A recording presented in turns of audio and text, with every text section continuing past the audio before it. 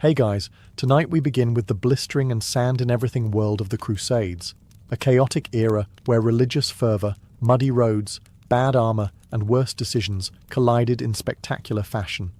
Whether you were a knight, a peasant, or just someone who owned a donkey, the Crusades were ready to ruin your week, and possibly your lifespan. So before you get comfortable, take a moment to like the video and subscribe, but only if you genuinely enjoy what I do here. And let me know in the comments where you're tuning in from, and what time it is for you. It's always fascinating to see who's joining us from around the world. Now, dim the lights, maybe turn on a fan for that soft background hum, and let's ease into tonight's journey together. So, you've heard a sermon. A loud, passionate, vaguely threatening sermon delivered by a man in robes shouting about sin, salvation, and how Jerusalem is, technically, everyone's business. You're not exactly sure where Jerusalem is. Somewhere east of France? South of your pig farm? You nod anyway. The Pope himself has declared that anyone who joins the crusade will receive full forgiveness of sins. That sounds like a good deal, especially after what you did last spring behind the mill house. You didn't think God saw that, but apparently he keeps receipts. Also, let's be honest, you're bored. You've ploughed the same field for 14 years. Your diet consists entirely of barley, onions, and whatever didn't escape the stew pot. Someone mentions eternal glory, and frankly, that sounds better than milking goats in the rain again. So you sign up, or rather, you get roped in during a tavern conversation that escalates into a holy oath after 3 mugs of weak ale and a misplaced sense of invincibility. You wake up the next morning hungover, holding a wooden cross and someone else's boots. Still, you feel proud. You're now officially a Crusader. You've got a patch sewn onto your tunic, a blessing from a priest, and the vague idea that all of this will end with you being showered in gold and gratitude.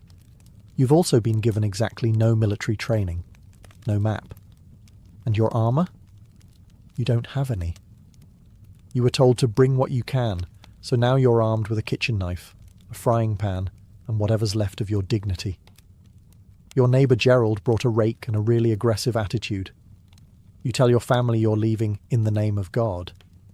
They ask if God will be feeding you along the way. You laugh.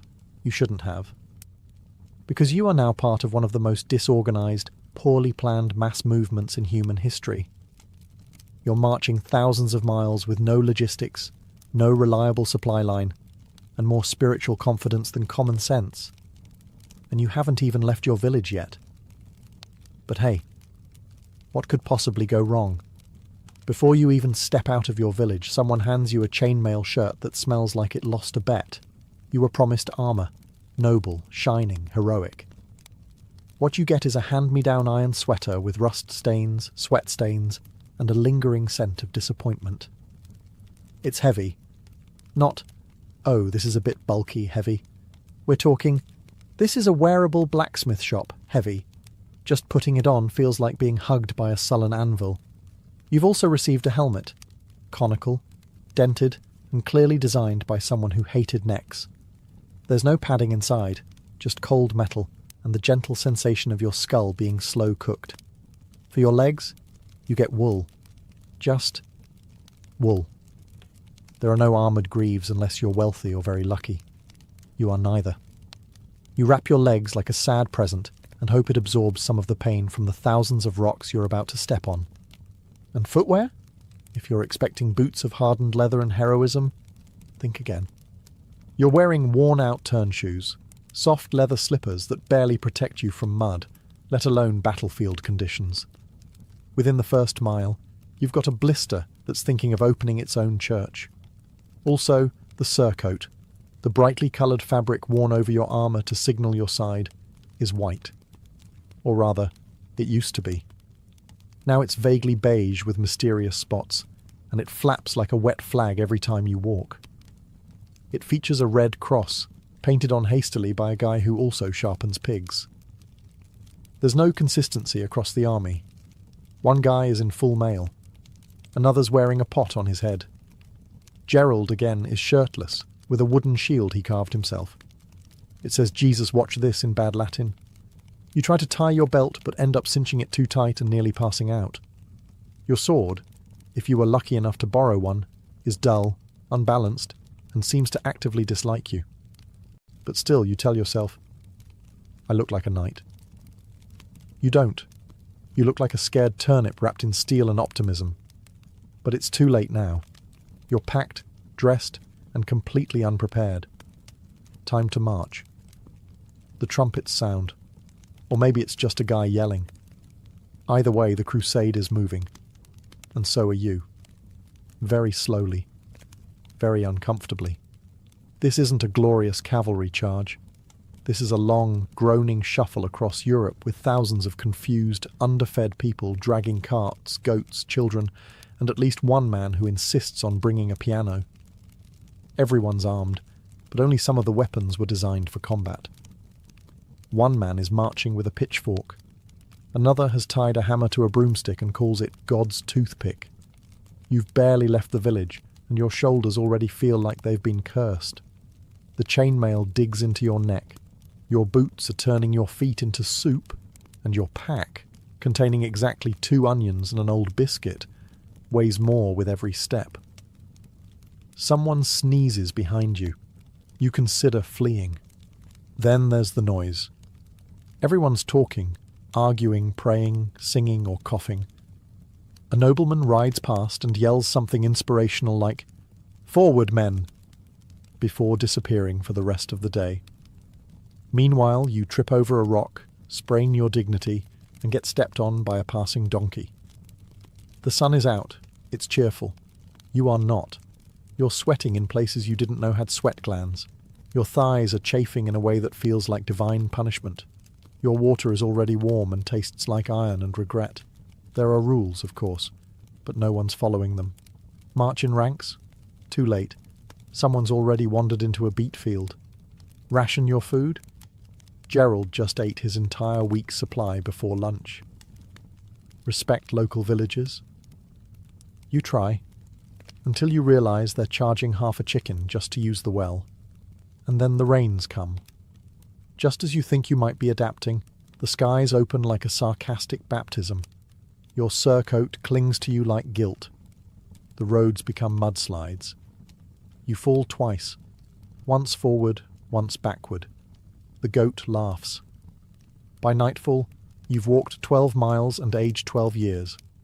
You lie down in wet grass next to a man you don't know, and whose snoring may be weaponized. You sleep like a brick in a bucket, poorly and with consequences. Only 2,000 miles to go. By day 4, your stomach is singing hymns for food. Loud, desperate hymns. The kind you usually only hear at funerals. You were told the army had supplies. Technically that's true.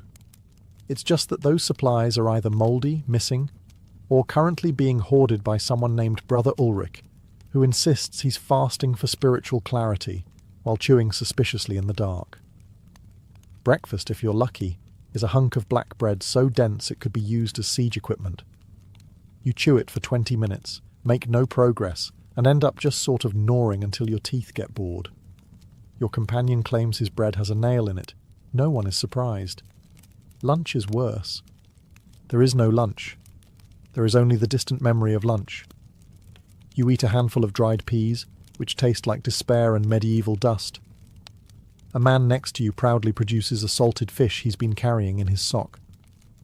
You politely decline and consider fasting for spiritual clarity. By late afternoon, everyone is hangry and hallucinating. One guy thinks he sees a fig tree. It's actually a scarecrow. Another man starts licking his sword, claiming it tastes of glory. It tastes of rust. He now has tetanus. The real problem is that feeding an army on the move is, technically speaking, a logistical nightmare. The supply lines are long, badly managed, and occasionally attacked by the local peasantry, who would rather not donate their entire winter food store to a bunch of crusaders who just trampled their turnips. So you forage. You find a bush with berries. Gerald says they're fine. Gerald also once ate a candle, so you take your chances. They are not fine. You spend the next 2 hours behind a tree questioning everything. Dinner is stew. Glorious, mysterious stew. No one knows what's in it. Everyone eats it anyway. You find something chewy. You do not ask questions. Someone claims it's rabbit. Someone else says boot leather.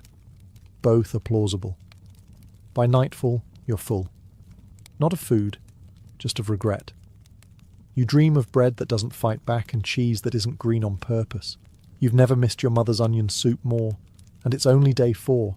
At this point in the journey, it's official. You smell like a combination of wet iron, regret, and something you hope isn't fungal.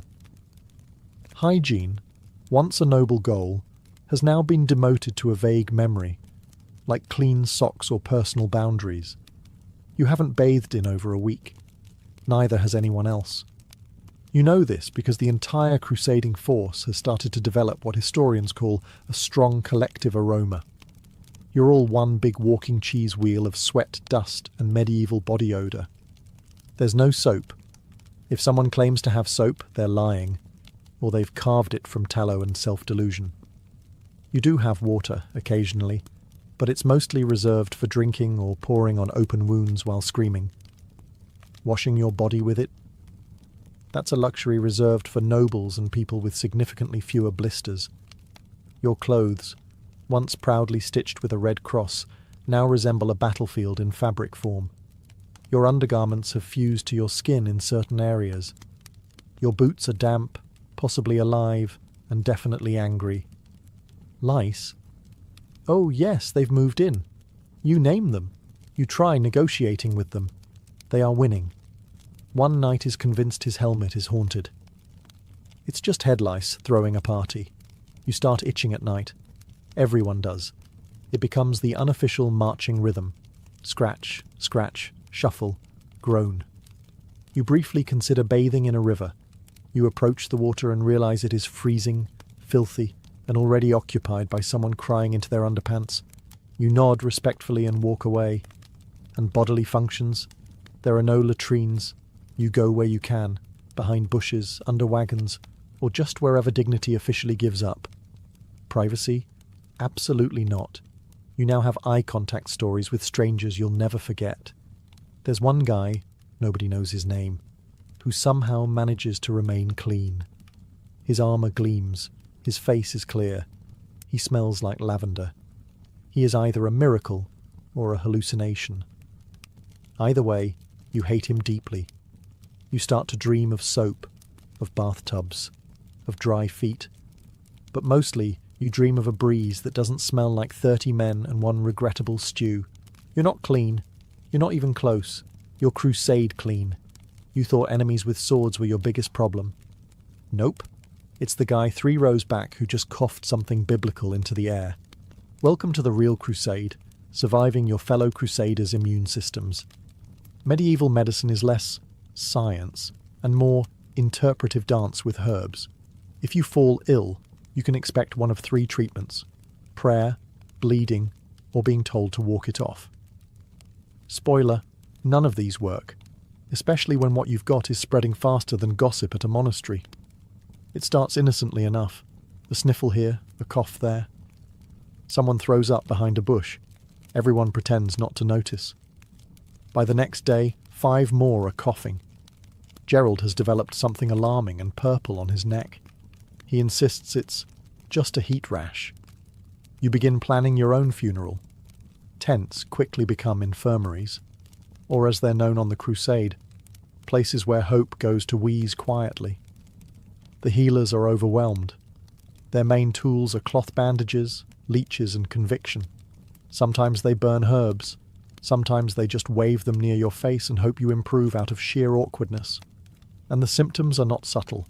Fever, chills, nausea, swelling, and a general sensation that your organs have gone on strike.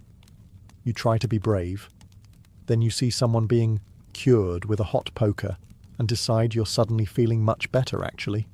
Sanitation is, shall we say, theoretical. Waste disposal? Random fields? Water? Questionable at best? Weaponized at worst? You refill your flask from a stream, only to spot 3 horses upstream using it as a toilet. You drink it anyway. Hydration is hydration. The priests say it's a test from God. The knights say it's the devil. The barmaid who tagged along for some reason says it's because no one ever washes their hands. She is immediately ignored, obviously. You try to keep your distance from the sick until you realize everyone is sick, including you. Your throat burns. Your stomach is sending mixed messages. You consider your chances of survival and remember your last bath was last month. The math is not in your favor. And the worst part? You still haven't fought anyone yet. You're losing a war to soup germs. You've been marching for days, hungry, itchy, mildly diseased, and now you're expecting a warm welcome from the towns and villages along the way. Spoiler, you won't get it. The locals are less than thrilled. In fact, they look at your crusading party the same way a shepherd looks at wolves wearing crosses. Suspicious, tense, ready to hide the livestock. From their point of view, you're a moving catastrophe. Thousands of unwashed strangers shouting in broken Latin, trampling crops, borrowing everything that isn't nailed down, and singing war hymns at midnight like tone-deaf demons. You're not a holy army. You're a walking plague parade. You stop at a town hoping to trade for food. The villagers bar the gates. The local bishop peeks out from a tower and makes the sign of the cross. On you. A monk offers a single cabbage in exchange for you leaving faster. Language barriers don't help. You try asking for water, but accidentally demand someone's wife. You attempt to explain your holy mission and somehow end up proposing to a goat. The goat is not interested. Negotiations break down quickly. If you do manage to get inside a settlement, it's usually followed by price gouging, staring, and someone making passive-aggressive comments about your odour. You buy bread that's older than your shoes, and ale that doubles as varnish. Someone gives you directions to Jerusalem. You follow them for 2 days, before realising they were just trying to send you to the next village. And if you're in foreign territory? Oh, it gets even better. The locals don't just dislike you, they actively want you gone. They don't care about your papal blessings or your homemade flag. They just want their goats, fields, and general peace back. And considering some of these places were recently raided by other crusading parties who swore they were just passing through, trust is at an all-time low. In one town, a child throws a turnip at your head. It's the most accurate projectile you've seen all week. You came seeking salvation. They see you as a broke, heavily armed tourist with boundary issues. And honestly, they're not wrong. So, you're finally on the move again, marching east. Probably. Maybe. The truth is, no one's actually sure where they're going. There are no GPS devices, no road signs that say, this way to Jerusalem, and most of the people in your group think the Holy Land is just slightly past Constantinople, which they also can't find. Your commander has a map. Sort of. It's a hand-drawn scroll with 3 towns, 2 rivers, and what appears to be a dragon in the corner. You suspect the artist had a vivid imagination and poor geography skills. Still, the commander waves it around like it's the word of God and yells forward at every fork in the road. Confidence, apparently, is more important than accuracy. Every now and then, a local guide is recruited. He's offered a few coins, a goatskin of wine, and a vague promise not to be trampled. He nods sagely, points east, and then vanishes before breakfast. You're beginning to think east just means not here. One guy swears he remembers the way from a dream. Another says he read a scroll once. Gerald, still shirtless and increasingly sunburned, claims he's following divine whispers carried by the wind. The wind seems to be saying, "You're lost." You cross the same stream 3 times in one day. You pass a rock you're pretty sure you already passed. A monk insists it's a different rock. This one is holier. You remain unconvinced. The terrain changes constantly. Forest, swamp, mountains. One stretch of road is so steep your boots slide more than they step. Half the army is now walking sideways like confused crabs. Spirits are low. Feet are lower. And then someone says the worst thing imaginable. I think we took a wrong turn. You're hundreds of miles from home, surrounded by people who think cartography is a kind of pastry, and no one wants to admit they're lost. So you keep marching, proudly, aimlessly, faithfully. Every direction leads somewhere. Whether it's Jerusalem, a Byzantine outpost, or another unfortunate goat village is anyone's guess. But onward you go, fueled by divine purpose, stale bread, and the collective refusal to admit you're walking in a very large circle. You thought it would be glorious. You imagined banners waving, swords clashing with poetic timing, and your enemies falling in choreographed heaps like a troubadour's epic. What you actually get is dirt in your mouth, noise in your soul, and a deeply unsettling realization that no one knows what they're doing. The first thing you notice is the screaming, not just from the enemy, not just from your side, from everyone, you included. There's battle strategy, of course, but it mostly involves yelling "charge" and hoping the other guy is more confused than you are. Spoiler, he's not. Your helmet blocks your vision. Your sword is too heavy. You try to raise your shield and realize it's on the ground behind you because Gerald borrowed it to cook bacon and forgot to give it back. Archers fire before anyone's ready. The front line surges forward while the back line panics and surges back. Someone gets trampled by his own horse. Someone else is fighting with a frying pan. You see a man trip, stab himself in the foot, and start blaming the devil. Honestly, he might be right. You run toward the chaos because everyone else is doing it, and social pressure is powerful. Dust fills the air. You swing wildly. You hit a helmet. It's your own. You scream. It's very brave. The enemy is fast, skilled, loud. You lock eyes with one and realize, horrifyingly, he's about 15 and significantly more experienced than you. You consider playing dead. You consider actually being dead. Both are tempting. There are horns blowing, commands shouted in 5 different languages, and someone singing what sounds like a tavern song about sheep.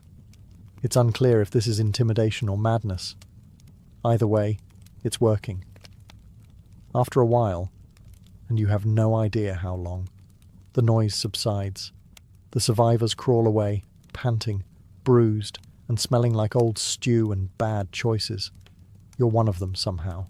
You're bleeding from the ankle. You don't remember how. Gerald has your helmet now. He's using it as a soup bowl. So, was it glorious? Not exactly. But you're alive, and in the Crusades, that's about as close to victory as most people ever get.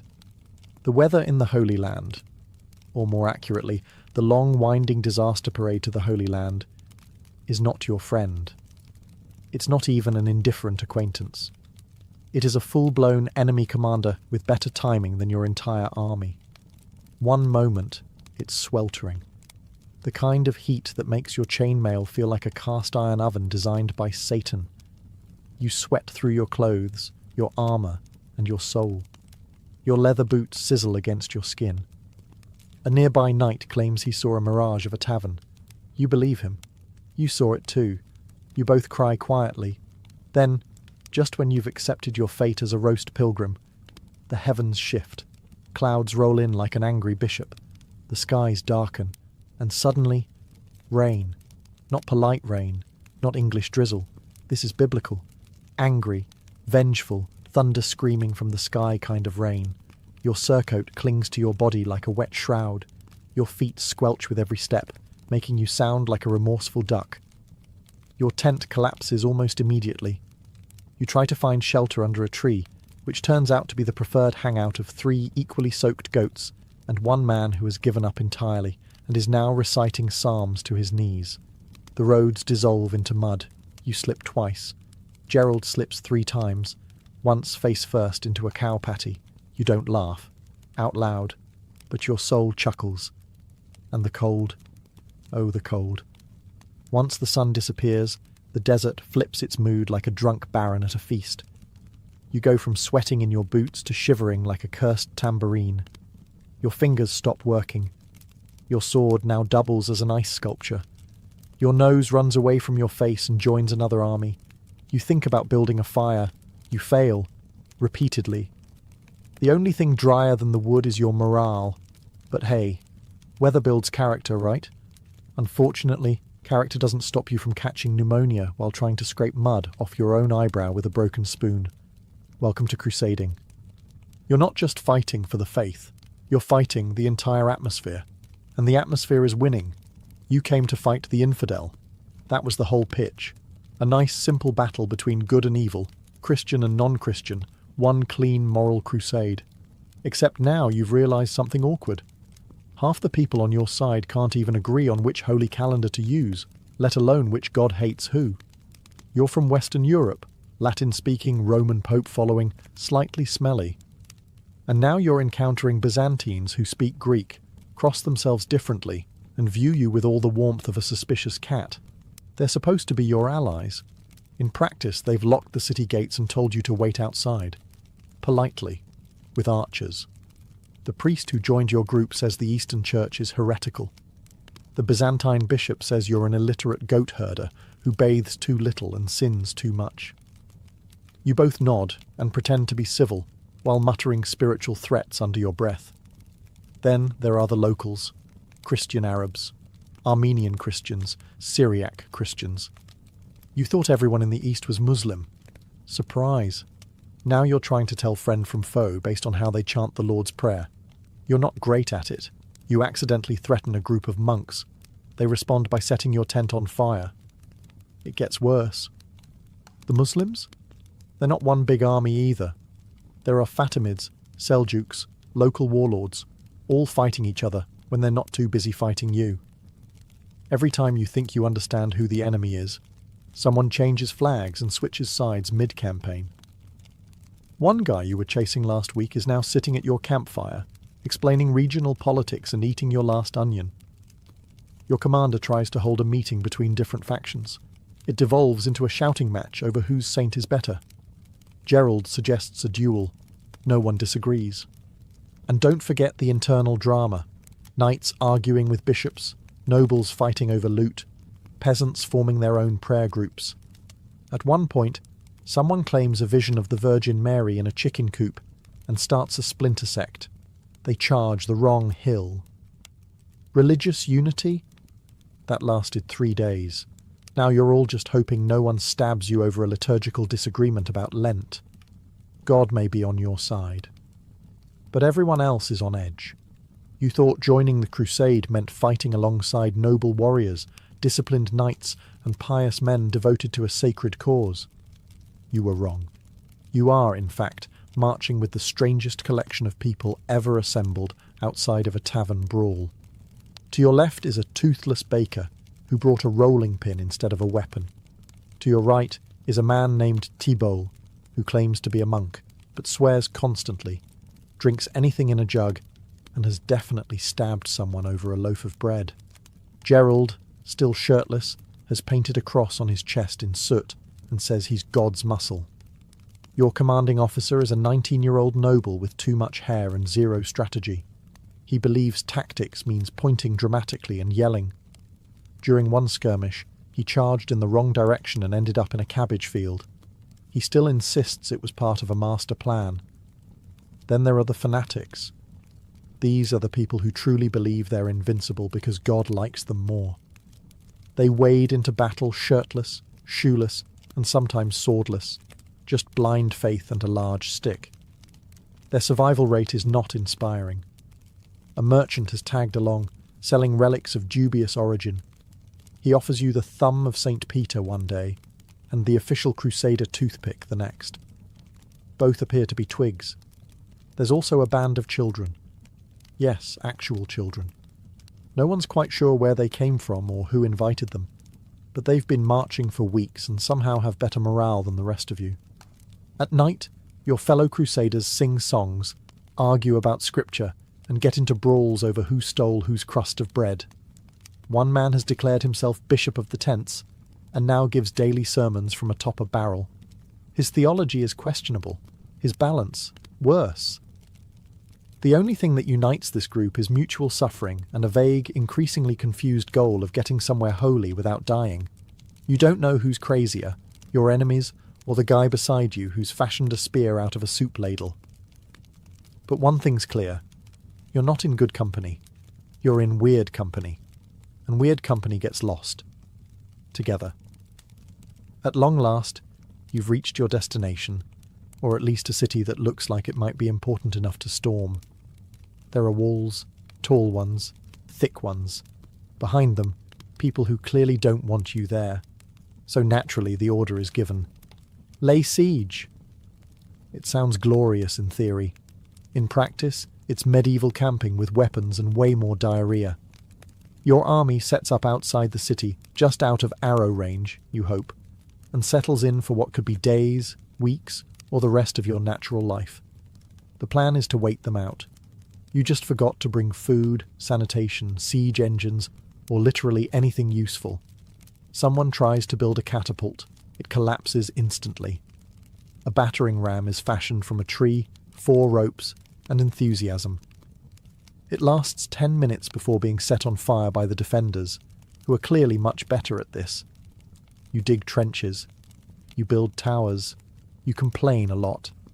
Then you realise the people inside the city are doing fine, waving at you from their high walls while munching olives and occasionally throwing insults, and possibly waste, over the side. It rains. Everything is mud. Your socks dissolve. Your tent leaks.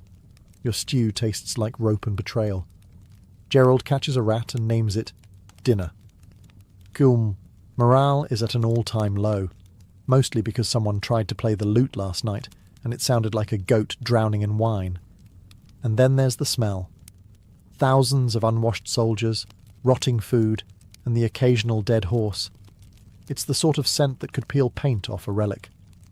The local priest says the odour is a test of faith. You think it's a biohazard. You finally try to storm the walls. Ladders are thrown up. Arrows come down. You climb 2 rungs, scream, fall off, and land on someone who was just about to surrender anyway. The assault fails. Everyone pretends they were just probing the defences. Weeks pass. Supplies dwindle. Arguments increase. At one point, someone suggests eating the mascot goat. A fistfight breaks out. The goat wins. Sieges, you realise, aren't about action. They're about boredom, bad smells, and desperately trying to remember why you came here in the first place. One morning, when the sun rises slightly more dramatically than usual, you hear a sound echoing through the camp. The gates are open. Whether through starvation, sabotage, or divine scheduling, the city walls have finally been breached. You expect trumpets, glory, maybe a chorus of angels. Instead, you get absolute chaos. The charge into the city is less a noble procession and more a stampede of sweaty, half-mad lunatics with weapons and a vendetta against architecture. You rush forward, sword drawn, heart pounding, and immediately trip on rubble. Someone steps on your back. You thank them out of instinct. Inside, it's smoke and screaming. No one can tell who's who. Everyone's looting, shouting, or dramatically dying in a corner. A knight gallops past carrying a chandelier. Gerald has found a barrel of wine and is now declaring himself lord of the alleyway. You lose your footing, your helmet, and at one point your temper with the stubborn door. You were told this was a holy war. What it looks like is a holy yard sale hosted by chaos itself. There's no clear chain of command anymore. Your noble commander is too busy posing for paintings that don't exist. The priests are yelling Deus Vult while shoving relics into their robes. One man insists he's seen the Holy Grail. It's a soup bowl with a dent in it. As the dust settles and the city is secured, which here means still smouldering and mostly robbed, you stand in the rubble wondering, was this the plan? You find a relic. You think it's a toe bone. Could be holy. Could be a chicken. Either way, it's going in your bag. You also now possess a goblet, a tapestry you can't carry, and someone's extremely confused cat.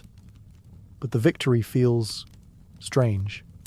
You expected to feel righteous, glorious. Instead, you mostly feel tired, sticky, and slightly guilty. You're standing in a place full of crying civilians and broken doors, trying to remember whether this was about salvation or plunder. The line has blurred.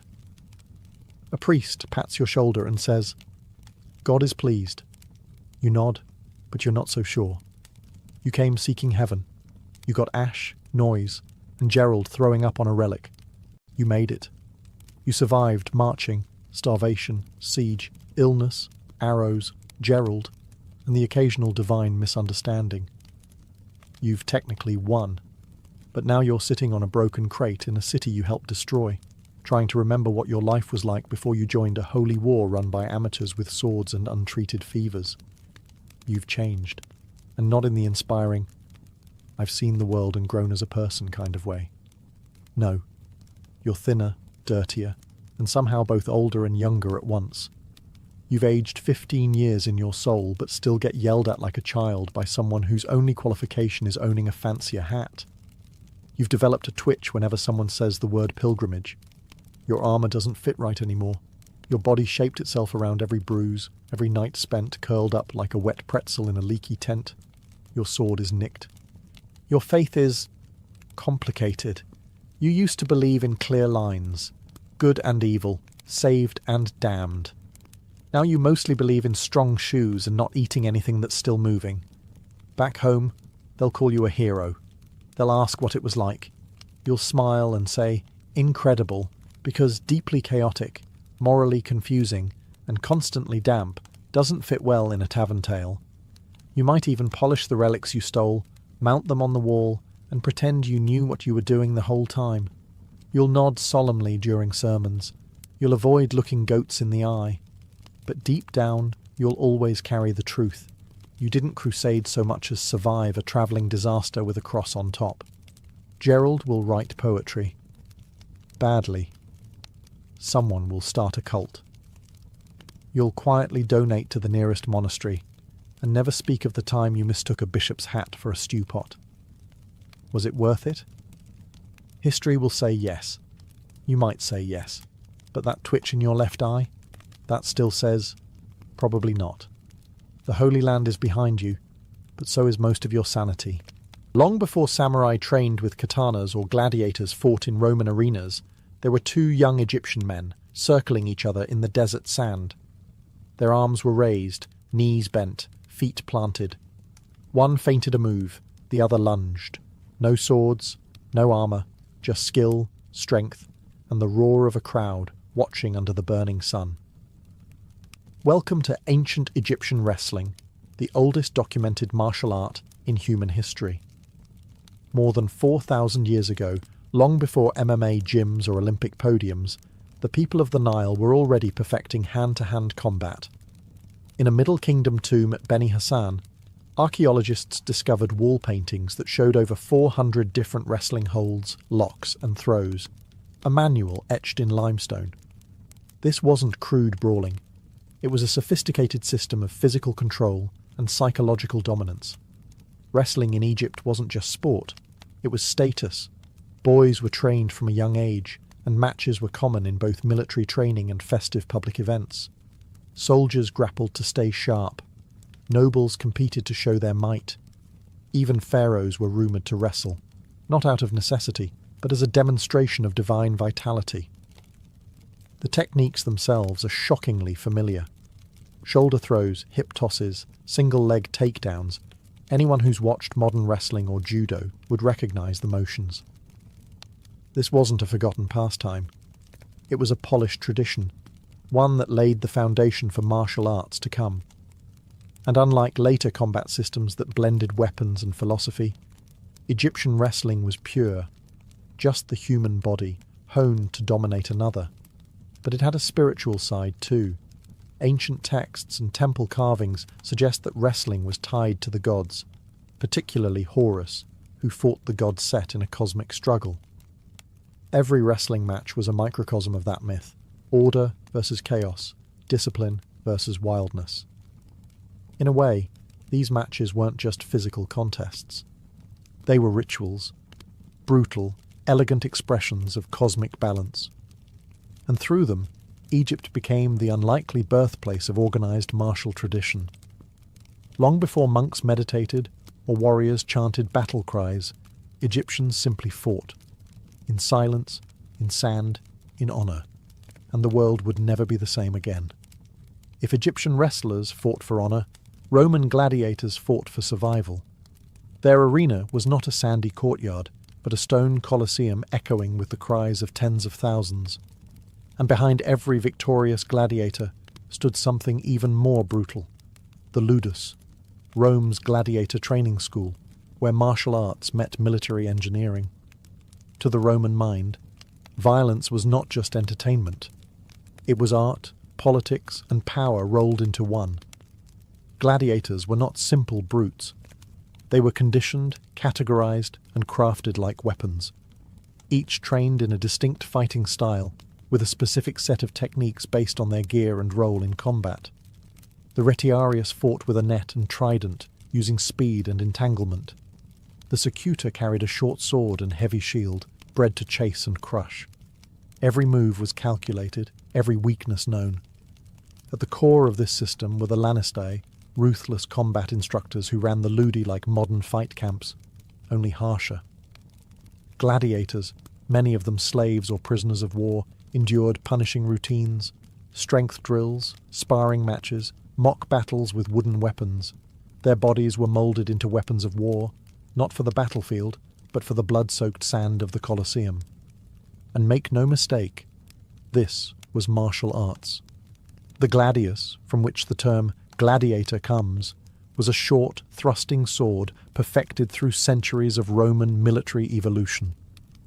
Gladiators were taught precise angles of attack, footwork, distance control. They learned how to read an opponent's breath, how to feint, how to strike when the crowd least expected it. The goal wasn't just to kill, it was to entertain. But it wasn't all cruelty. Some gladiators became legends, like Spartacus, a former soldier turned rebel leader who escaped the ludus at Capua and nearly toppled the Roman Republic. Others earned their freedom through victory and became celebrities of their day, idolized like athletes, envied for their skill. Roman martial training was ruthless but systematic. It stripped men of everything, then rebuilt them as fighters whose very survival depended on their discipline, technique, and endurance. It wasn't a sport, it was a spectacle. And every arena was a battlefield where ancient martial tradition was written in sweat, sand, and blood. Long before Kung Fu dazzled the world or Judo became an Olympic sport, a hidden martial tradition thrived in the lush southern lands of India. Its name was Kalaripayattu, and it wasn't just a martial art. It was a sacred practice, a warrior's yoga, and a form of living theatre passed down through millennia. Kalaripayattu, often called the mother of all martial arts, traces its roots back over 3,000 years, with legends linking it to the mythical sage Parashurama, a warrior saint said to have carved Kerala from the sea. But myth aside, it's one of the oldest surviving combat systems, and arguably one of the most elegant. Where Roman training emphasized brute force, Kalaripayattu prioritized grace, flow, and spiritual alignment. Training began at the Kalari, a sunken dirt pit that served as both a dojo and a temple. Here, barefoot students learned to move like animals. The stance of the horse, the leap of the lion, the strike of the snake. Every motion was connected to breath, energy, and rhythm. Before they touched a weapon, students spent years mastering body control, kicks, and palm strikes. Then came the weapons, and with them, a terrifying beauty. The urumi, a flexible whip sword that coils around the body, is perhaps the most feared and exotic weapon in Kalaripayattu. It's also the most poetic. One wrong move, and the wielder could maim themselves. To master it required absolute focus, trust in the breath, and years of disciplined training. But what made Kalaripayattu unique wasn't just its arsenal. It was its philosophy. Fighters were trained in Ayurveda, the traditional system of medicine, to heal what they hurt. They studied marmam, pressure points said to control life energy. The goal wasn't destruction, but balance. Even in battle, the art emphasized restraint, timing, and inner calm, traits of a warrior sage rather than a killer. By the time colonial powers arrived, Kalaripayattu had become a symbol of native resistance. It was banned by the British for fear of uprising, forced underground for decades, but it never died. Like the flexible urumi, it coiled in silence, only to return, flowing, lethal, and eternal. Kalaripayattu wasn't just a martial art. It was a living philosophy, a dance of death, a hymn to life. Picture this, a misty temple nestled in the mountains of Henan, China. A bald monk stands in silent meditation, surrounded by candles. Then, with a breath, he explodes into motion, fists whipping through the air, body twisting in fluid strikes. This is Shaolin Kung Fu, where martial arts became a spiritual path and fighting became a form of prayer.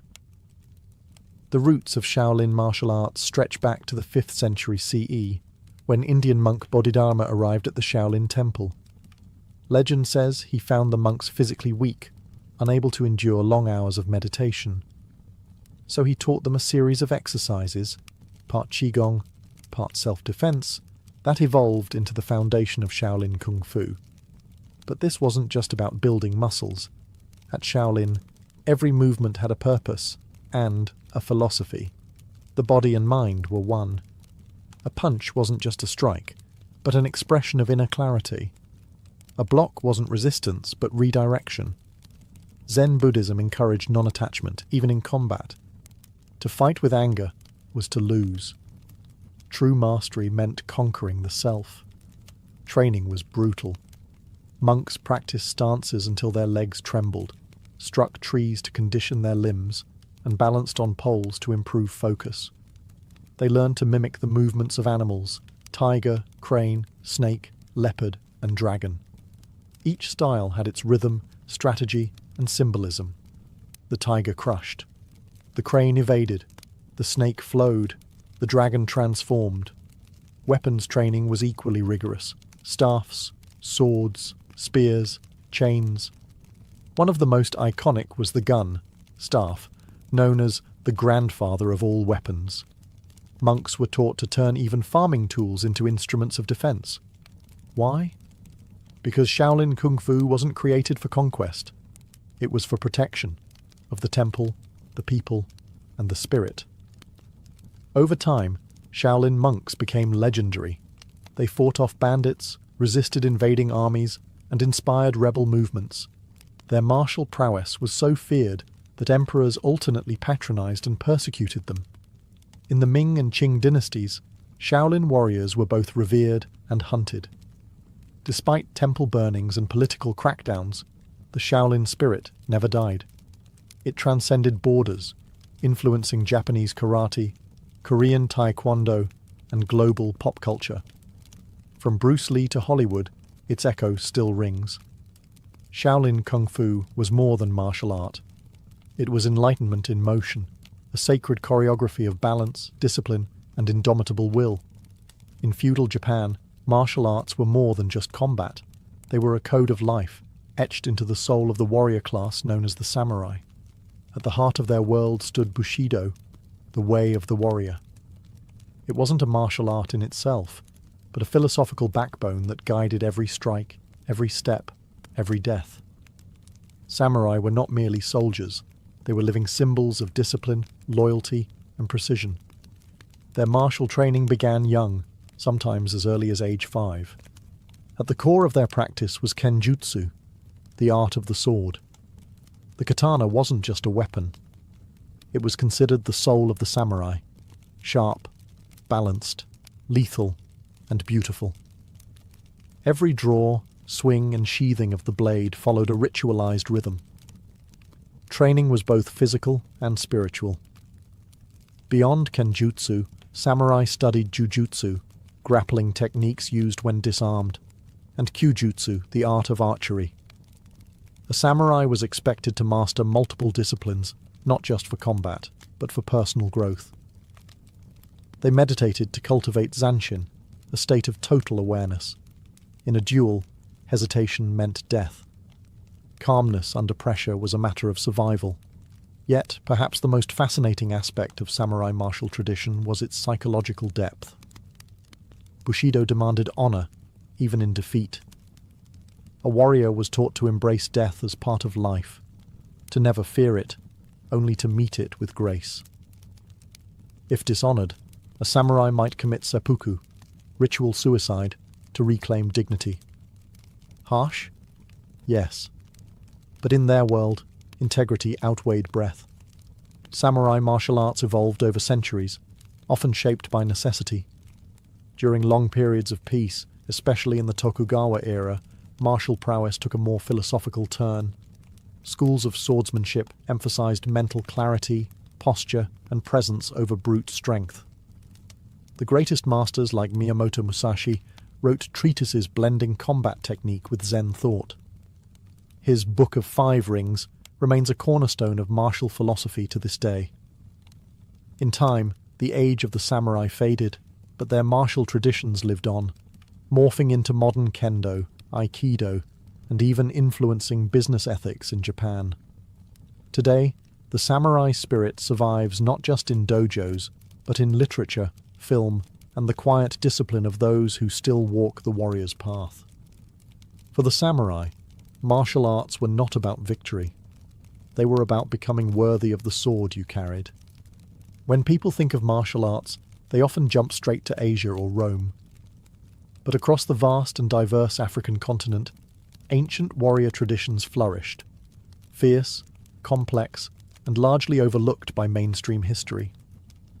From stick fighting in Ethiopia to the Nguni spear dances of southern Africa, these were combat arts born not from textbooks, but from lived experience, survival, and deep cultural roots.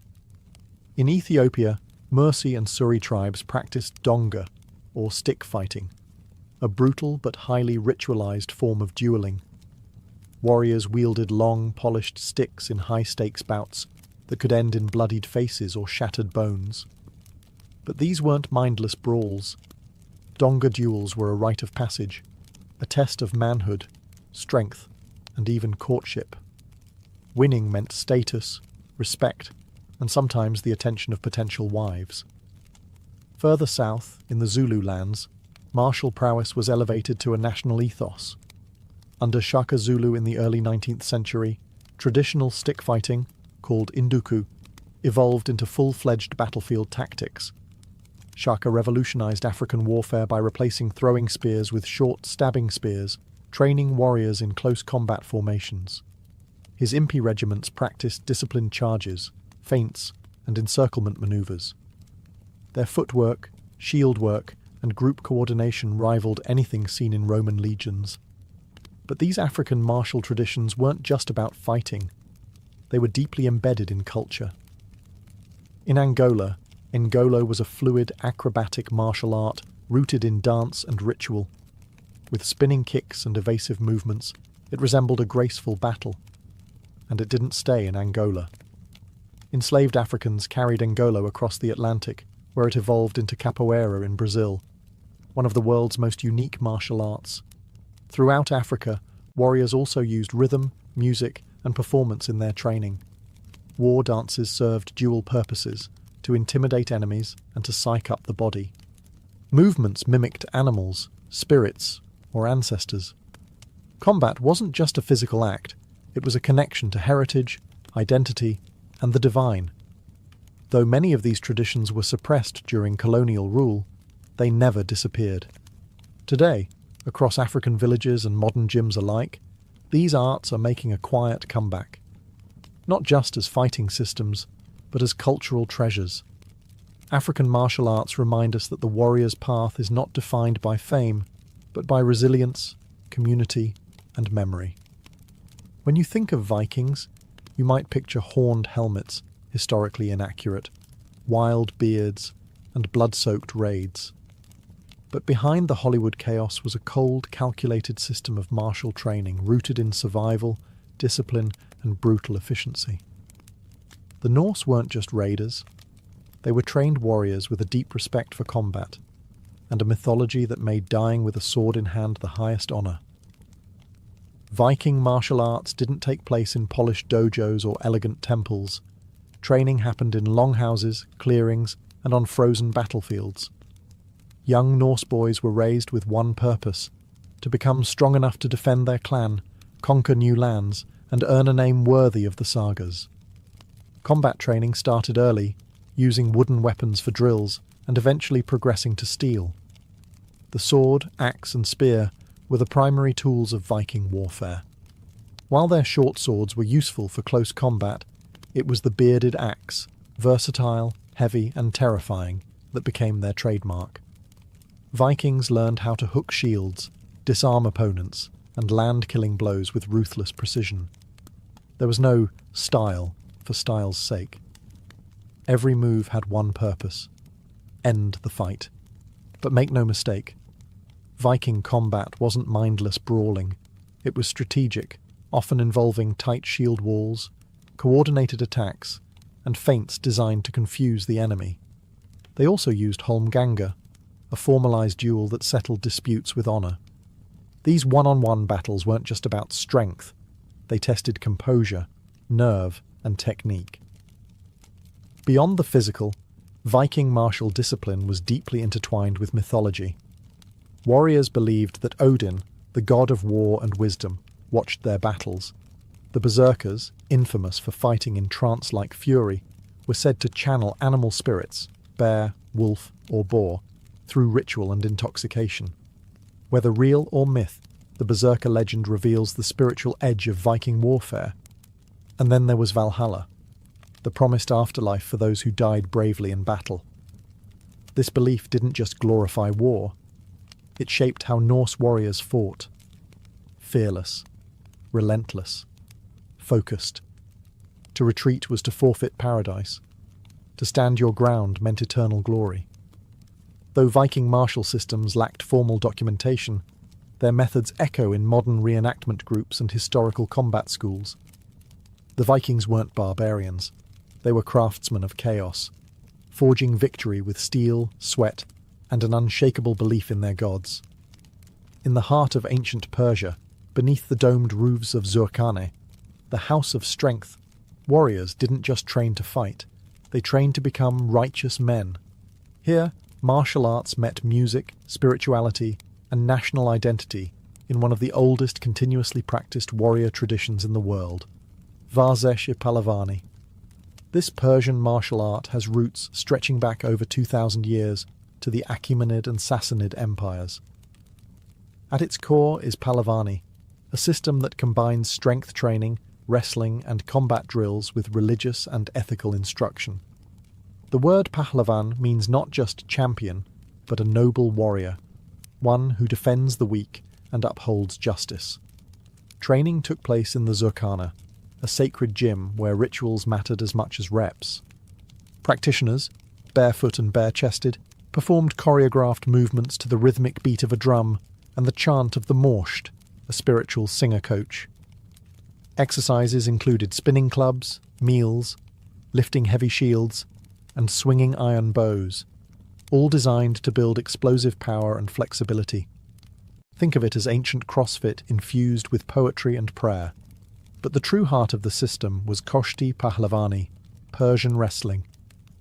Unlike modern Olympic-style wrestling, this was both a sport and a rite of passage. Matches were intense and technical, with an emphasis on throws, leverage, and spiritual humility. Winning wasn't enough. A true Pahlavan had to be generous in victory, respectful in defeat. Philosophically, Pahlavani borrowed heavily from Sufism and Zoroastrianism. Fighters were taught to purify not just the body, but the soul. Strength without humility was weakness. Victory without compassion was disgrace. In this sense, the Zurkane was more than a gym, it was a moral forge. During periods of foreign occupation, especially under Arab and Mongol rule, the Zurkane became a covert centre of resistance. Persian identity and pride were preserved in sweat and song, and martial practice became a symbol of cultural defiance. Today, Varzeshi Pahlavani still survives, officially recognised by UNESCO as a piece of intangible cultural heritage. Modern practitioners may wear track pants instead of loincloths, but the spirit remains. In Persia, the strongest warrior wasn't the one who struck the hardest. It was the one who trained hardest, lived nobly, and lifted others with every step. From the dusty tombs of Egypt to the mountainous temples of Shaolin, from the icy fjords of Scandinavia to the sun-baked Zurkanes of Iran, ancient martial arts were never just about war. They were blueprints for how to live, how to die, and how to carry oneself with purpose. And even though empires have crumbled and swords have rusted, their echoes still resonate in the modern world, often in ways we barely notice. Walk into a mixed martial arts gym today, and you'll see the DNA of these traditions in every corner. Wrestlers shoot for takedowns like their Egyptian ancestors. Striking coaches teach spinning kicks reminiscent of Kalaripayattu. Fighters train with the same intensity that once forged gladiators and samurai. The packaging may be new, but the principles, discipline, timing, balance, are as old as civilization itself. Beyond the ring, martial arts have become a global language. In schools and temples from Tokyo to New York, millions practice karate, taekwondo, kung fu, and capoeira, not just for combat, but for confidence, clarity, and community. What began as warrior rites has evolved into forms of therapy, meditation, and even cultural diplomacy. Many ancient traditions have also undergone revival. Indigenous African combat arts like Ngolo and Donga are being preserved by historians and practitioners determined to reclaim their cultural roots. In India, Kalaripayattu is enjoying a renaissance, with practitioners blending ancient movements with modern fitness. Shaolin monks now tour the world, performing feats that once guarded monasteries from invaders. But perhaps the most profound legacy of ancient martial arts is their philosophy. The idea that strength must be matched by humility, that victory is meaningless without virtue, that the true enemy is often within. In a world increasingly obsessed with speed, spectacle, and instant gratification, these age-old systems remind us to slow down, breathe, and train with intent. Technology may have changed how we fight. Drones, guns, machines, but it hasn't changed why we train. The desire to master the body, still the mind, and walk the path of the warrior remains universal. So whether you're sparring in a gym, shadowboxing in your living room, or simply navigating life's daily battles, know this: you are part of a tradition older than kings, deeper than empires, and stronger than steel. The art lives on, because the warrior never truly dies.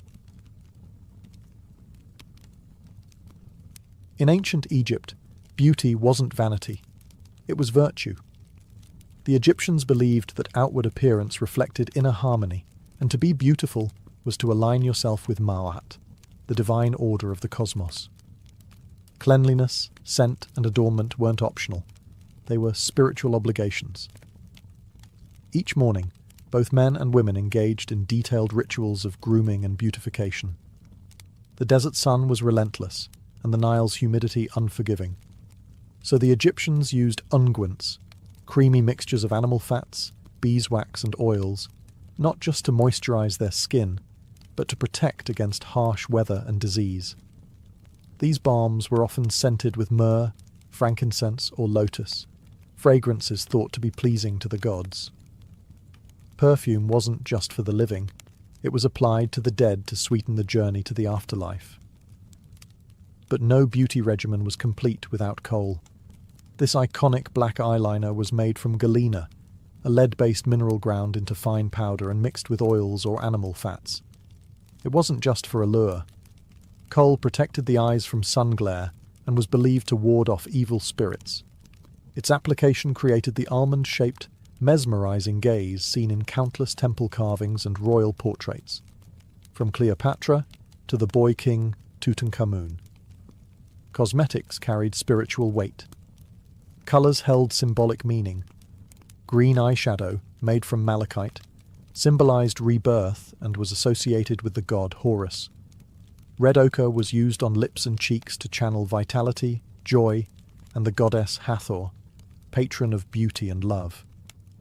Even wigs were a statement, not just fashionable but hygienic, allowing the head to stay shaved and cool beneath elaborate headdresses of human hair, beads and gold wire. Beauty was also status. The wealthier the individual, the more elaborate the makeup box. Elite women had cosmetic jars of alabaster or faience, while commoners made do with pottery. Scented cones of wax were worn on wigs during banquets, slowly melting and releasing fragrance throughout the evening. A sensual fusion of hygiene, seduction, and opulence. To the Egyptians, beauty was eternal. You didn't just prepare your face for the living world, you adorned yourself for the afterlife. Because in Egypt, even the dead were expected to look divine. In ancient Greece, beauty was philosophy. Literally, the Greeks believed that physical appearance reflected moral character, and to be beautiful was to be kalos kagathos, noble and good. Sculptors carved gods with idealized proportions, not to flatter the gods, but to show mortals what perfection looked like. That same obsession with harmony and balance seeped into cosmetics and grooming. For Greek women, the ideal was fair skin, a sign of purity, status, and freedom from outdoor labour. Pale complexions meant you were wealthy enough to stay indoors.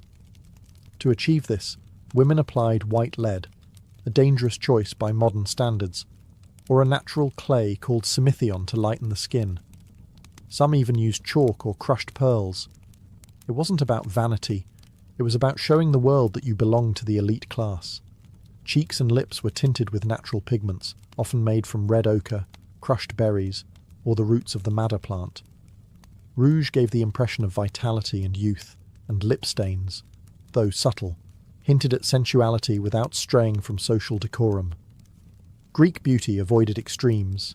A little colour was elegant, too much was scandalous.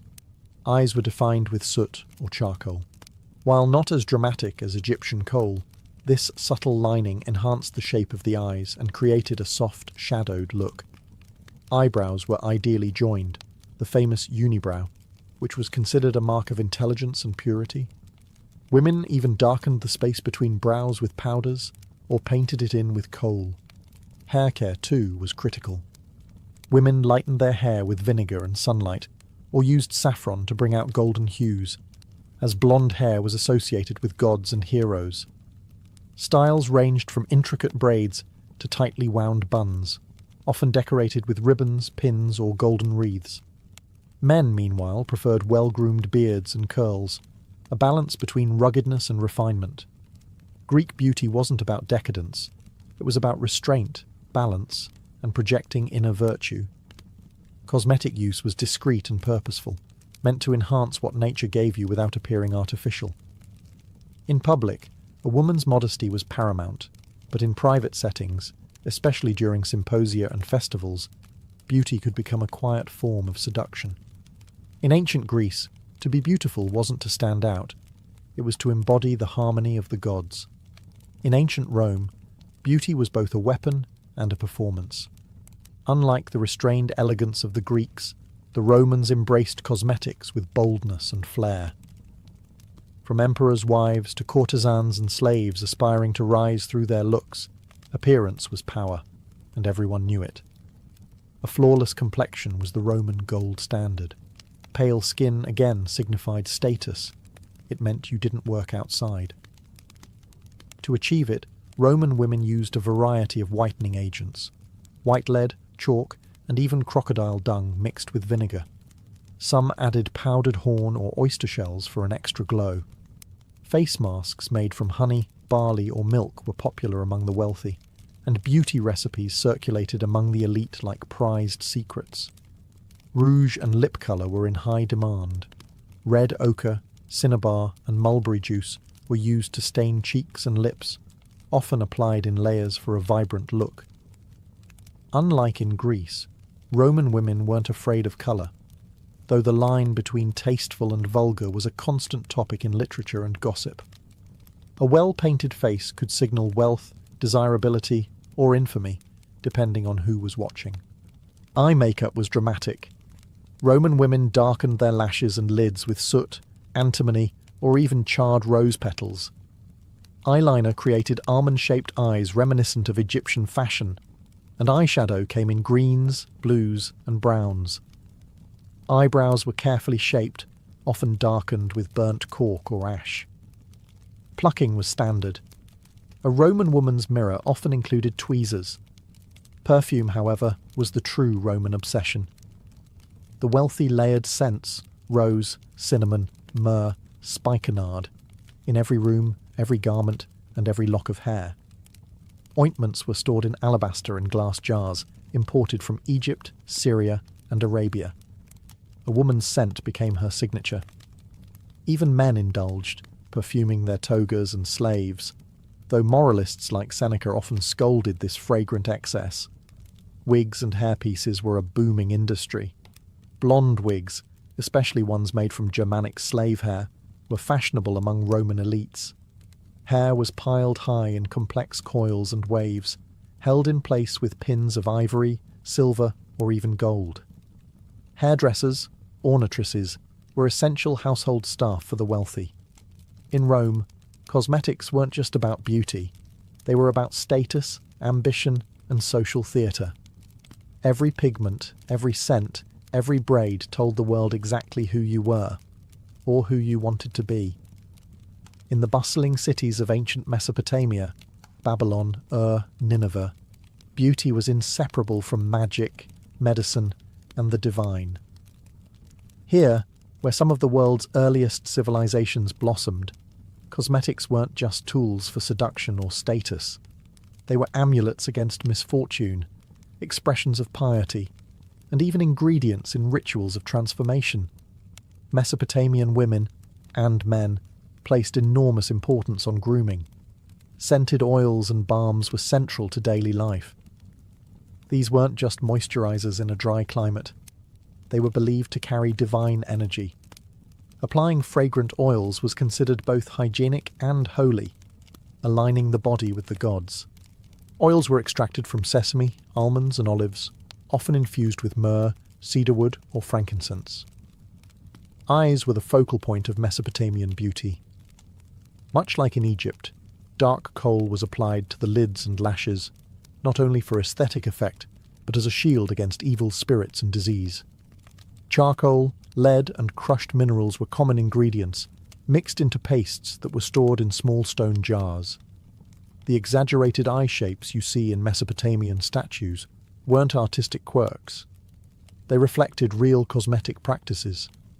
Face creams and skin treatments were recorded on clay tablets. Recipes included crushed date stones, beeswax, and milk to soften and lighten the skin. Clay masks were used to treat blemishes, and scrubs made from salt or ash exfoliated the skin. Grooming manuals weren't uncommon among the elite, early examples of beauty advice that blur the line between science and sorcery. Hair was styled with care and complexity. Mesopotamian women oiled their hair to keep it shiny and manageable, braiding it into elaborate patterns or twisting it into buns, often adorned with ribbons, beads, or bronze pins. Wigs were less common than in Egypt, but hairpieces and false braids were used to add volume or display wealth. Perhaps most intriguing was the link between beauty and magic. Mesopotamian incantations often reference beautification.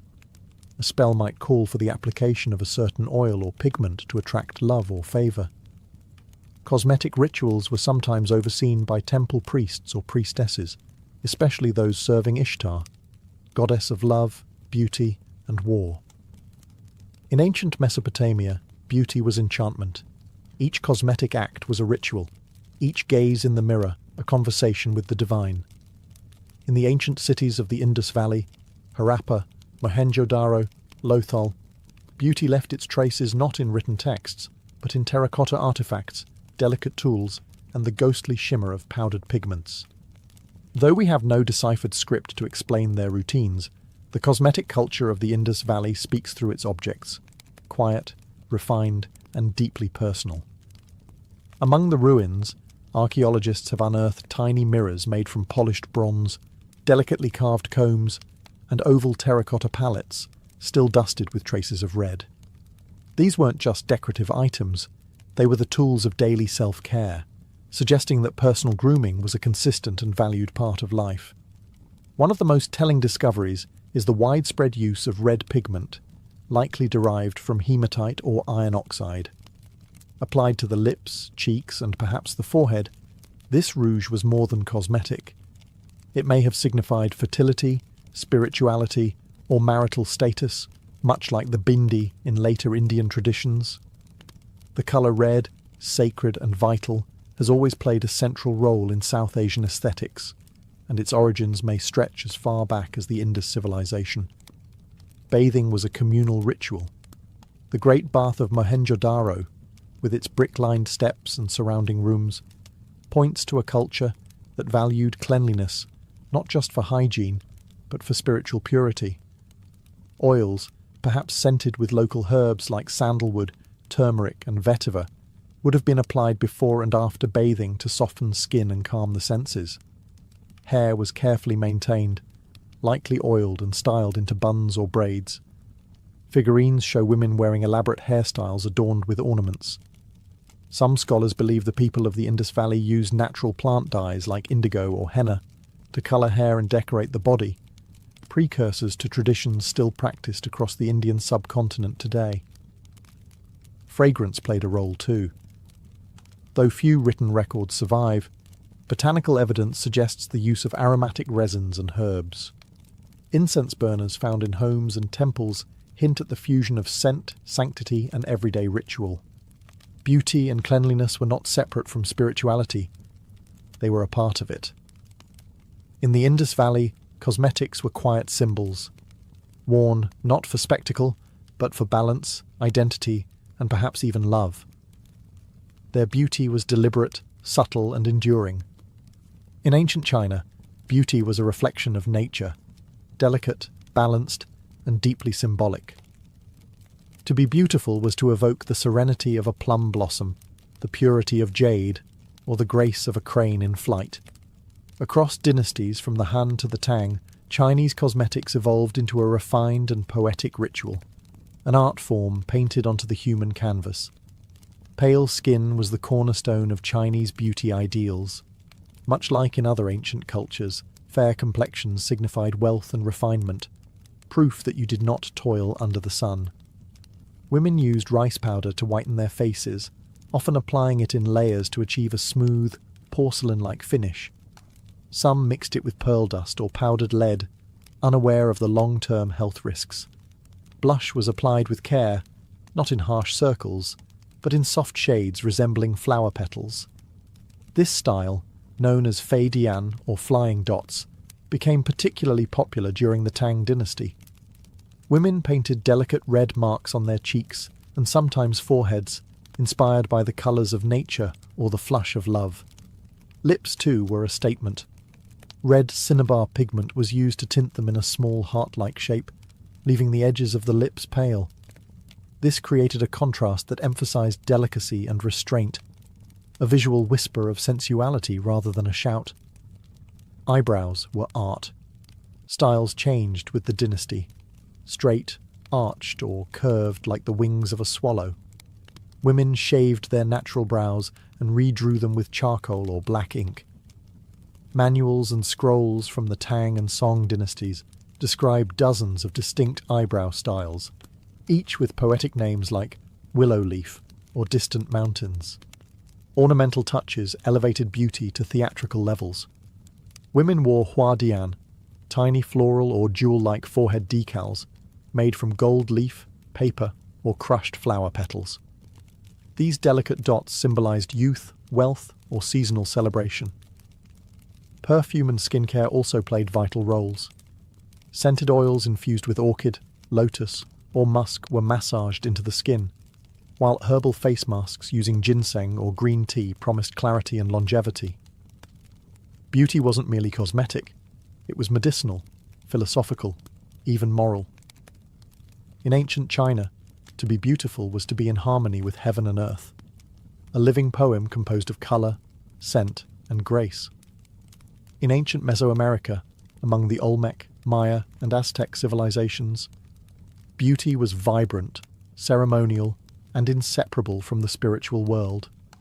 Unlike in some ancient societies where cosmetics were confined to elite women, in Mesoamerica, both men and women adorned their bodies with meaning. Appearance wasn't just about attraction, it was about identity, ritual, and cosmic connection.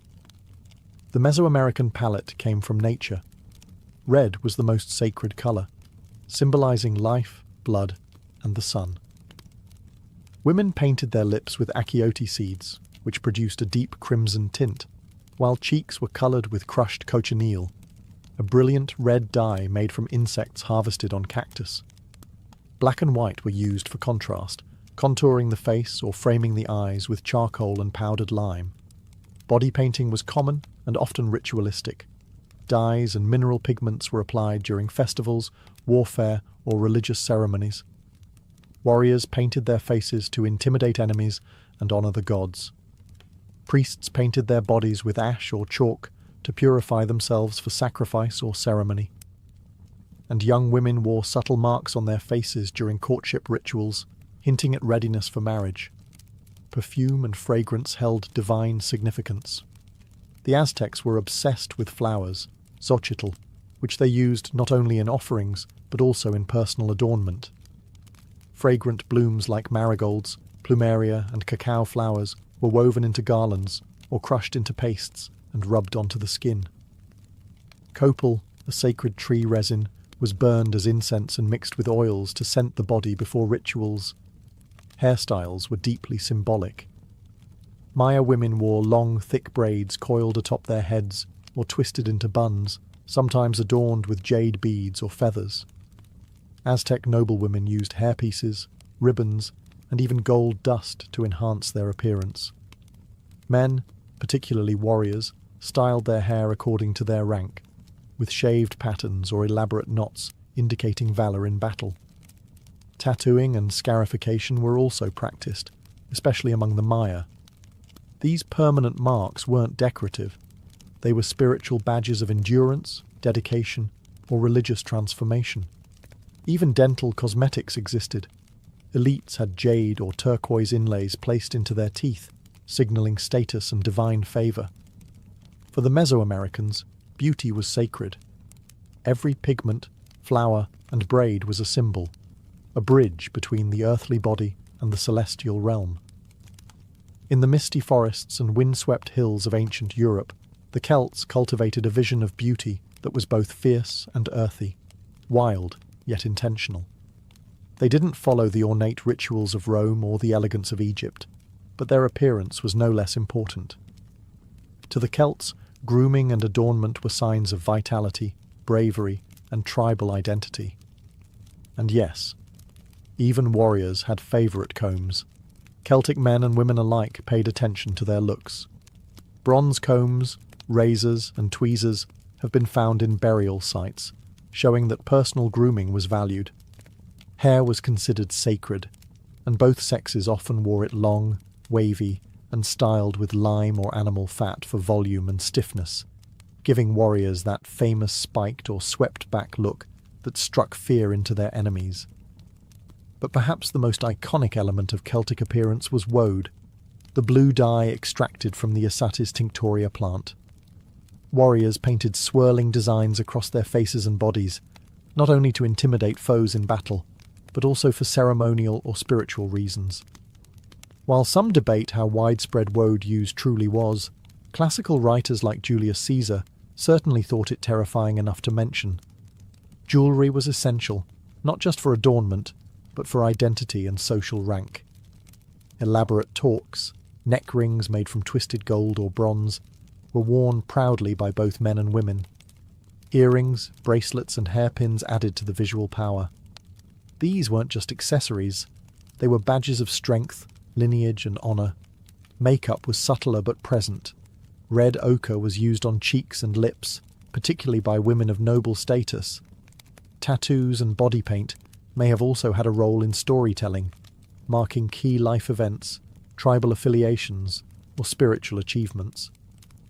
Animal symbolism was deeply woven into Celtic belief, and it's likely that some body art reflected that connection. Mirrors, polished bronze discs with decorated backs, were found in graves of elite women, suggesting that self-presentation held both social and ritual weight. Beauty, for the Celts, wasn't just about seduction, it was about identity. A well-groomed warrior was seen as disciplined, a finely adorned woman as wise and powerful. In the Celtic world, beauty was raw, elemental, and filled with pride. It honoured both the earth beneath their feet and the spirits they believed watched from the trees. Across ancient civilizations, beauty didn't end with life. It extended into death. From the embalmed faces of Egyptian mummies to the perfumed bodies prepared for Roman funerals, cosmetics were not merely tools of seduction or status. They were sacred, offerings to the divine, marks of respect for the dead, and symbols of a person's identity carried into eternity. In ancient Egypt, this belief was especially vivid. The dead were buried with their makeup palettes, coal containers, and scented oils, often placed carefully within the tomb beside Shabti figurines and amulets. Why? Because looking presentable in the afterlife mattered. You were expected to meet the gods looking divine.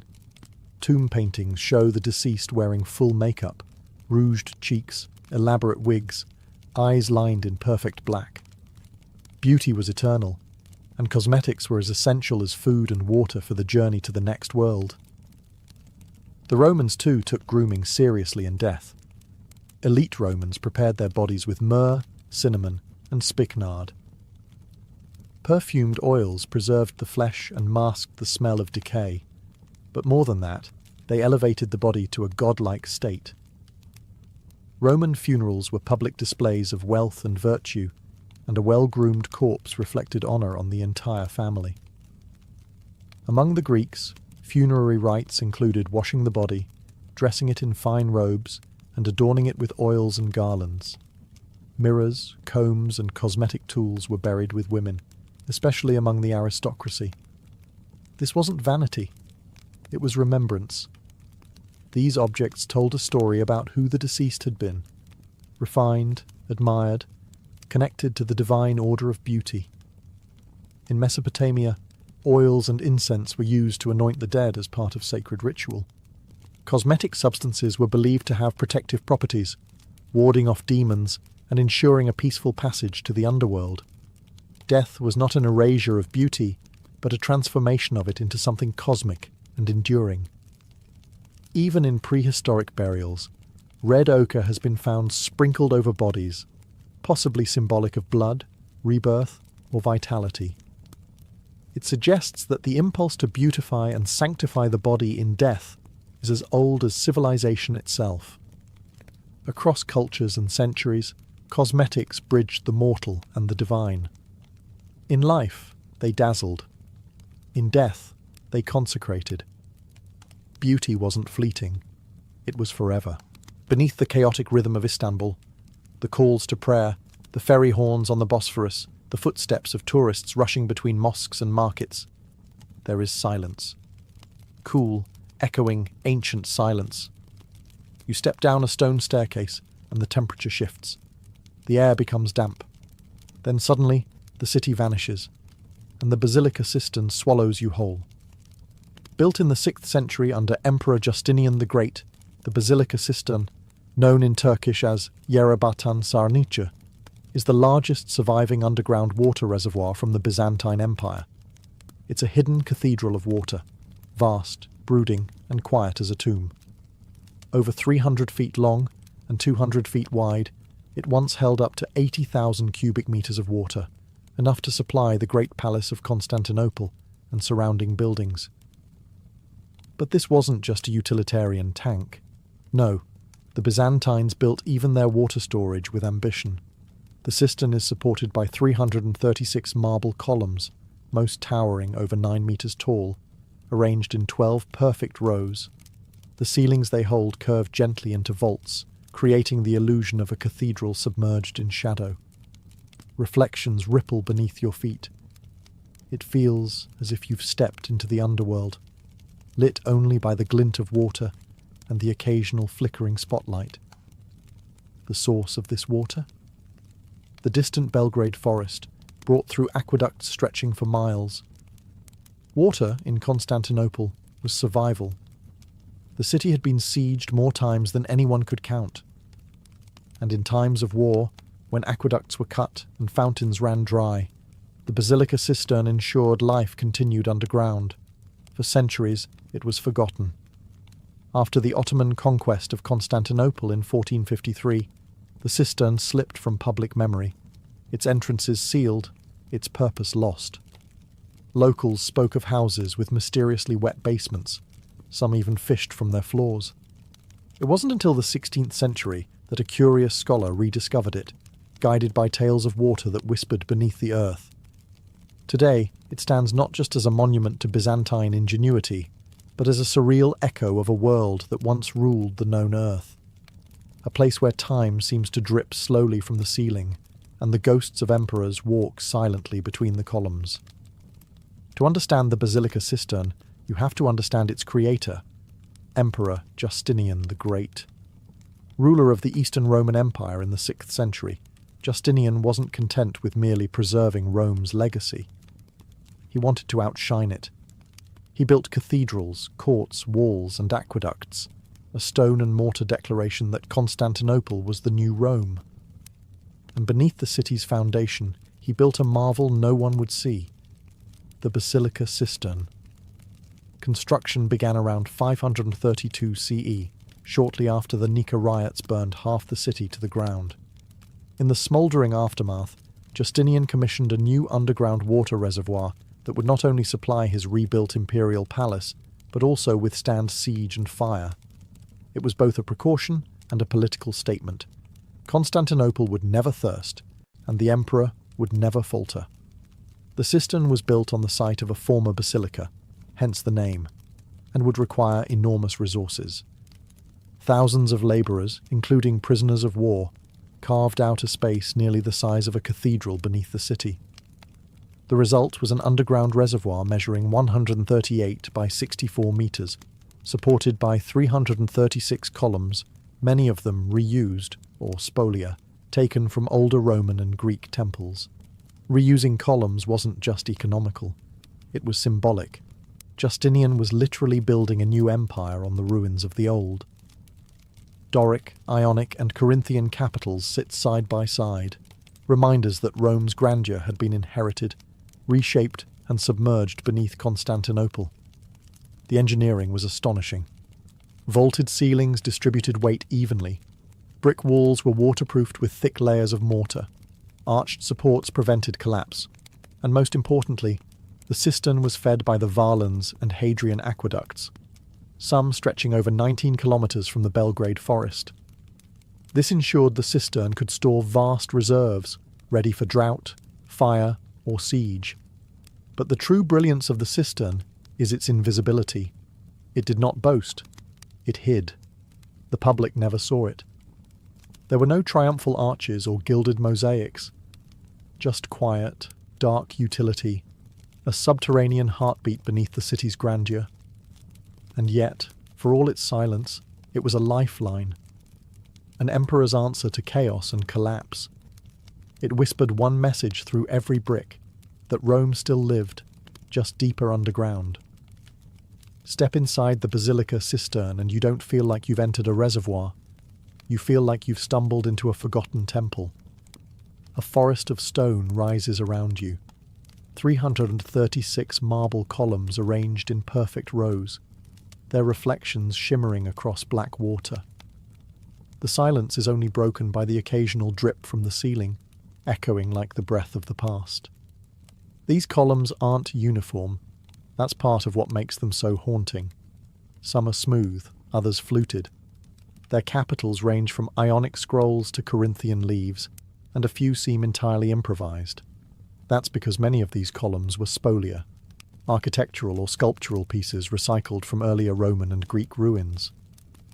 It's a mosaic of empires within one structure, as if the gods of old temples had been exiled to this damp underworld. Most columns stand around 9 meters tall, supporting brick arches that make the entire chamber feel like a submerged cathedral. The marble, soaked in centuries of moisture, glows faintly under the cistern's dim lighting, yellow, grey and pink tones flickering across the stone like candlelight trapped in water. Among these pillars, two stand out for their eerie artistry, the Tyr column and the Medusa columns. The Tyr column, also called the Weeping column, is covered in swirling engravings resembling peacock eyes or teardrops. Some believe it was carved to honour the slaves who died during the cistern's construction. Legend says that if the column drips on you, it brings good luck. a somber myth for a place already heavy with memory. The placement of the columns, 12 rows of 28, wasn't random. Their arrangement created symmetry and balance, a Byzantine obsession rooted in both Roman engineering and Christian cosmology. Even in a structure few were meant to see, aesthetic order mattered. The Byzantines understood that beauty and function were never separate. Over the centuries, algae and mineral buildup have softened the lines of the columns. Roots once crept through cracks in the ceiling. Bats nested in the arches. Time, like water, wore everything smooth. Today, walking between these columns feels like drifting through a dream, as if the world above has forgotten something sacred that continues to wait in the dark. In the far northwest corner of the basilica cistern, tucked beneath two marble columns, lie the most enigmatic relics of the entire structure, two massive stone Medusa heads. One is laid sideways, the other rests upside down. No inscriptions, no explanations. Just two ancient faces staring out from under the water, as if waiting for someone to ask the right question. Where did they come from? No one knows for certain. Scholars believe the heads were likely taken from a Roman temple or public building, and reused here as column bases during construction in the 6th century. They are masterpieces of Roman stonework, detailed, expressive, and disturbingly lifelike. And yet, here they sit, submerged in silence, repurposed into structural filler. It's as if the serpent-haired Gorgon had been exiled into the damp to hold up the weight of the empire she once defied. The fact that one head is sideways and the other upside down has puzzled historians for centuries. Some say it was purely practical, a way to make the blocks fit beneath the columns. But the Byzantines were too careful, too symbolic, for that to be the only reason. More compelling theories suggest the positioning was intentional, to neutralize Medusa's power, a way of defanging the myth, rendering her petrifying gaze harmless underground. Others whisper of deeper symbolism. Medusa was, after all, a symbol of rebellion, of the monstrous feminine, of power feared and punished. To place her beneath the feet of the empire, literally, may have been a quiet political message, a sculptural act of domination. Or perhaps the opposite, a secret rebellion carved into stone, hidden away in the underworld of Constantinople. In Greek mythology, Medusa's head was used by Perseus as a weapon, even after her death. Her image became apotropaic, meant to ward off evil. She appeared on shields, coins, and doorways. Could her presence here have been protective? Was she placed in the cistern not to punish, but to safeguard the sacred water below the city? Visitors today still pause in front of the Medusas, hushed. The air seems heavier near them. Whether you believe in myths or not, their presence is undeniable. You don't just look at Medusa in the basilica cistern. You feel her watching you back. In ancient Constantinople, water meant survival. The city was famed for its towering walls, its gold-covered churches, its imperial courts, but without water, it was nothing more than a gilded coffin. The basilica cistern wasn't just a marvel of architecture, it was a military asset. Hidden beneath the city's foundations, it served as a silent lifeline during times of siege, drought, and disaster. The Byzantine capital was under constant threat. Surrounded by enemies for centuries, Persians, Arabs, Bulgars, Crusaders, the city endured countless sieges. One of the most devastating was the Arab siege of 718 CE, where food and water supplies were stretched thin for over a year. While aqueducts could be cut or poisoned, the cisterns, sealed underground and stocked in advance, ensured that Constantinople did not fall. The basilica cistern, with its massive capacity, helped sustain the palace and nearby districts through these long, desperate days. Its water was channeled in from the Belgrade forest, located over 19 kilometers away. A system of elevated aqueducts, most notably the Valens aqueduct, delivered water to the city, which was then stored in open-air cisterns and covered structures like this one. The basilica cistern stood out because it was both covered and underground. protected from heat, sunlight, and contamination. In an era when cities could die of thirst, that was revolutionary. But water was more than just tactical. It was symbolic. In Byzantine theology and imperial iconography, water represented life, rebirth, and divine favor. To control it, especially during a siege, was to show that God still smiled upon the city. This is why so many of Constantinople's cisterns were not only functional, but beautifully constructed. The basilica, with its forest of columns and eerie grandeur, was a quiet cathedral to resilience. Even during the Ottoman conquest in 1453, while the city above was burning and falling, the waters of the cistern below remained calm. After the conquest, it was largely forgotten, sealed off and unused. But during those final Byzantine years, it had served its purpose. Today, as tourists wander between its columns, few realize they are walking atop one of the most crucial defenses of an empire. Not a sword or a wall, but something far more precious: silence, water, and time. For nearly a century after the Ottoman conquest of Constantinople in 1453, the basilica cistern lay in silence. The Ottomans, brilliant engineers in their own right, built new aqueducts and fountains that served the growing city above. The ancient Byzantine waterworks, tucked underground, unmarked and dim, faded from collective memory. No one advertised the cistern, no plaques, no maps, no fanfare. Just still water beneath the stones. And yet, the cistern refused to be forgotten. Locals in the neighbourhood around Hagia Sophia began to report strange things.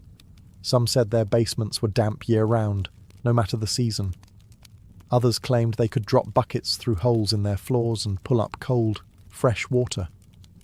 A few even claimed they were catching fish underground. A bizarre, quiet miracle, happening right below the bustling Ottoman streets.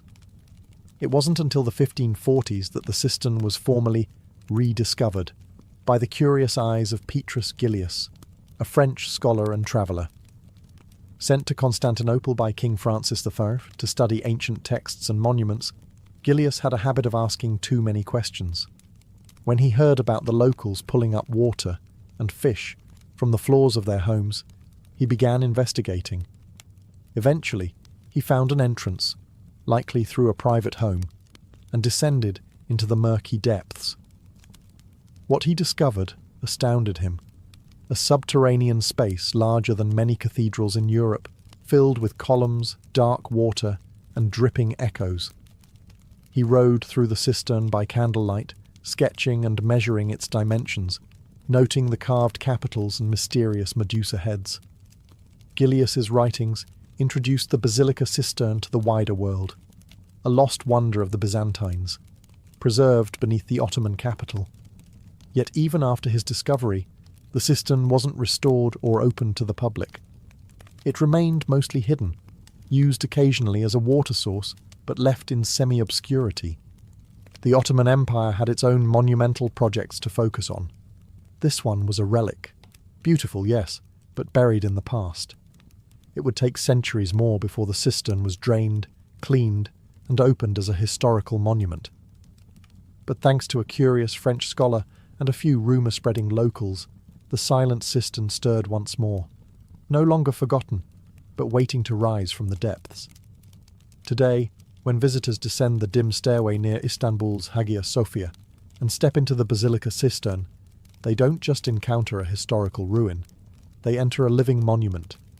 It's a space where architecture, atmosphere, and memory blur together. Lit by amber lights and filled with the soft sound of dripping water, the cistern feels more like a sacred ritual than a tourist stop. It wasn't always this way. When Turkish authorities decided to restore and reopen the basilica cistern in the late 20th century, they found a flooded ruin filled with centuries of mud, algae, and decay. The columns were stained, the floor invisible beneath water and sediment, but the bones were still solid.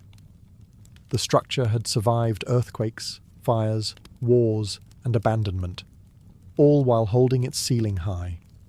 After extensive cleaning and restoration, walkways were installed just above the water level. Lighting was carefully chosen to highlight the graceful curves of the columns and reflect them in the dark water below. The result? An atmosphere that feels more like an underground cathedral than a reservoir. It's no coincidence that some call it the sunken palace. And in the silence you hear it, the echo. Every footstep, every whisper, every drop of water reverberates through the stone like a chant from another world. It's haunting, beautiful, timeless. It's no wonder that filmmakers and artists have flocked to the space. The Basilica Cistern has appeared in films like From Russia with Love and Inferno, and in countless documentaries and music videos.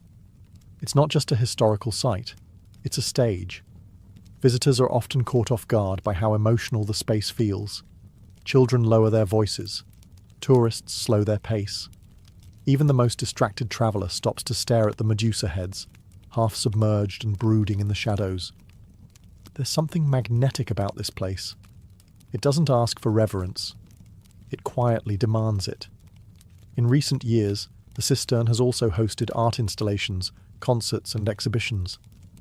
Modern light shows play with the reflections on the water, turning the chamber into a pool of colour and sound.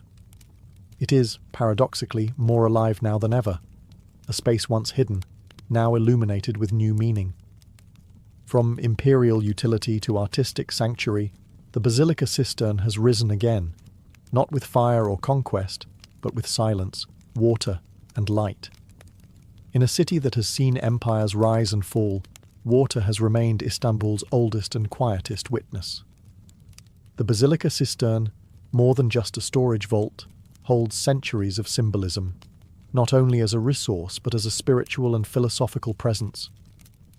The Byzantines, and later the Ottomans, understood that water was never just about hydration. It was about purification, power, and the thin veil between worlds. Water in the cistern moves slowly. It does not rush, and it does not speak. It ripples and reflects. Light dances across its surface, breaking the symmetry of the columns. In this there's a kind of sacred theatre. The stillness forces you to look inward. Like a mirror, the cistern reflects not just light, but history, identity, and myth. In Byzantine theology, water played a central role in rebirth. Baptism, the most essential Christian ritual, was a watery transition from death to life, sin to purity. While the Basilica Cistern wasn't used for religious ceremony, its aura evokes that same liminal space. You descend into the earth and encounter darkness, then light, then silence. It feels like passing through a ritual, unspoken, but undeniably sacred. Some scholars argue that the location of the cistern, near the Hagia Sophia and the Great Palace, was no accident. It served not only as infrastructure, but as symbolic assurance. The emperor's court was not built on dry foundations, but on flowing, living water. Beneath every throne, a river. Beneath every law, reflection. The Ottomans, too, revered water. Their gardens, palaces and mosques were designed around fountains and pools. Water represented divine mercy in Islam, rahmah, and architectural water features reminded the faithful of paradise. The Basilica Cistern may have been a Byzantine creation, but it fit quietly into Ottoman cosmology, cool, hidden, and eternally flowing. And then there's the psychological symbolism. Walking through the cistern evokes more than awe. It whispers memory, the way light filters through columns, the hush of footsteps echoing across water, the slow drip from a ceiling that seems to breathe. It is a space that doesn't rush to reveal itself. It waits, like water, like history. Today the Basilica Cistern is no longer hidden.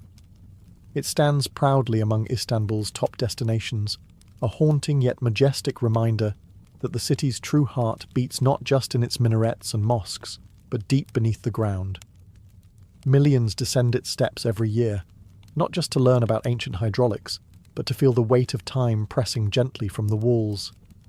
In a city bursting with noise and movement, the cistern is one of the few places where silence dominates. Tourists instinctively whisper. Even the click of a camera shutter seems too loud. And yet, there's life here. Not just in the steady flow of visitors, but in the subtle shifts of light, the quiet splashes, and the performances that occasionally bring this space roaring back to life. Over the last 2 decades, the Cistern has hosted art exhibits, laser shows, classical music concerts, and sound installations that merge past and present. Artists and architects treat it as a canvas, a sacred space where history is not locked in glass but is part of the atmosphere. You don't observe the Basilica Cistern from a distance. You walk through it. You breathe it in. Restoration efforts have been delicate but vital. The columns have been cleaned, structural supports reinforced, and walkways improved to allow better access. At the same time, care has been taken not to strip away the very things that make it otherworldly. The soft lighting, the cool air, the low hum of dripping water. It remains an engineering marvel, yes, but also a reminder that infrastructure can be beautiful, even mystical. While the modern world debates utility versus aesthetics, the Byzantines created a water tank as elegant as a cathedral. That contradiction still stuns visitors today. Above ground, Istanbul pulses with new energy. Modern trams glide past ancient sites, and street vendors sell roasted chestnuts beside Roman ruins. Yet directly below it all lies the Basilica Cistern, unmoved, unbothered, eternal. It holds the stories of emperors, architects, invaders, and dreamers, all now echoes in the damp stone. In the Basilica Cistern, time doesn't feel linear. It loops like water circling in a basin. Past and present meet in silence, and for a moment, you're not just in Istanbul. You're in Byzantium, in Constantinople, in a shadow world that never really left.